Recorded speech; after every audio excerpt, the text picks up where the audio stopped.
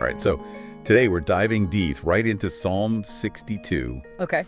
And we're using the New Living Translation from YouVersion. Right. And, we're really looking for, what this ancient poem can tell us, or tell you, I should say, about, how to find, solid ground when the world around you feels pretty shaky. Yeah, it's really remarkable, how these words written so long ago Yeah. can still speak to us today, Absolutely.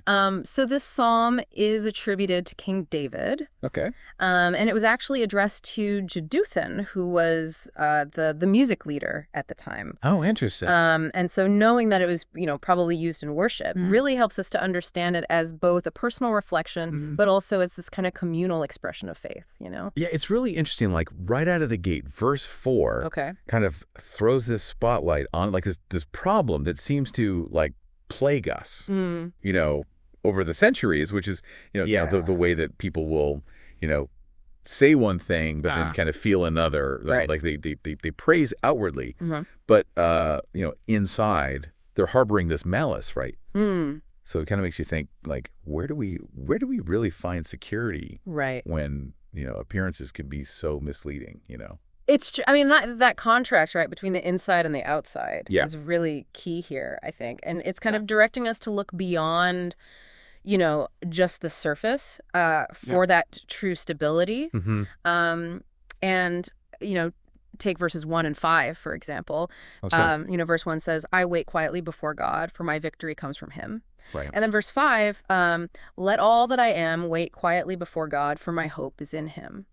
And so it's not just, about being still here. Yeah. It's actually talking about an active waiting, this sort of focused expectation. Yeah. And really the source of that expectation, right, is clear. Right. Because he alone is my rock and my salvation, my fortress, where I will never be shaken. Right. And that's actually repeated in verses 2 and 6. So it's kind of hammering that home. Absolutely. And think about those times when you felt like totally overwhelmed. Yeah. Right? Like, what is that image, of a rock, an unshakable fortress? Like, what does that mean to you in those moments? Yeah. I think it speaks to this very like deep human need, right, for something constant. When everything else around us feels so uncertain. Yeah. It's about, finding that place of refuge that can withstand any storm, right? Yeah. And then the psalm kind of shifts to a different perspective, I think. It starts looking at the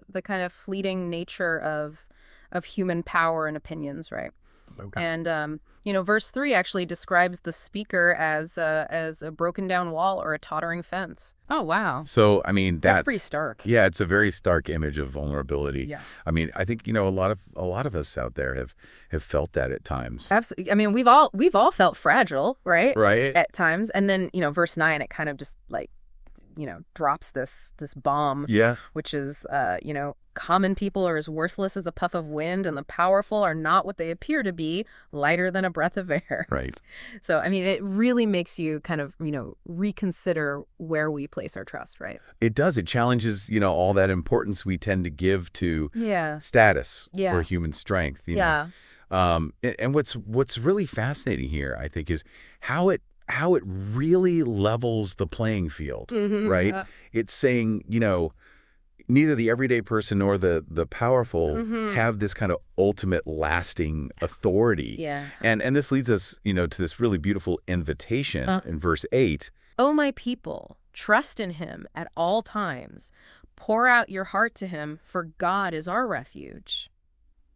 Wow. I mean, it's a very direct call, right, to this consistent reliance on God. Yeah. And this very open honesty with this source of security. Right. So, I mean, what might that look like for you, right, in your daily life? Yeah, it really suggests like this constant communication, right. Like this openness about, what we're struggling with, our fears, with this ultimate refuge.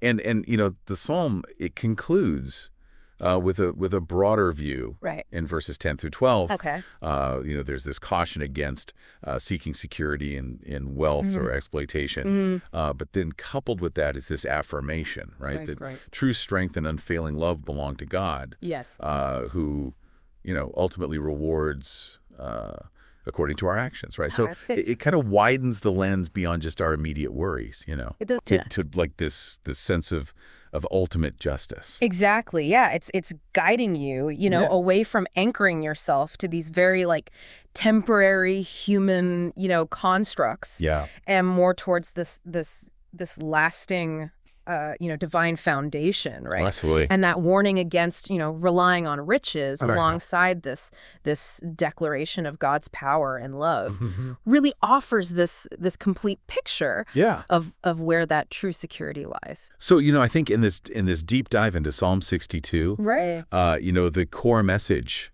for you, out there listening is about, discovering this secure and constant hope.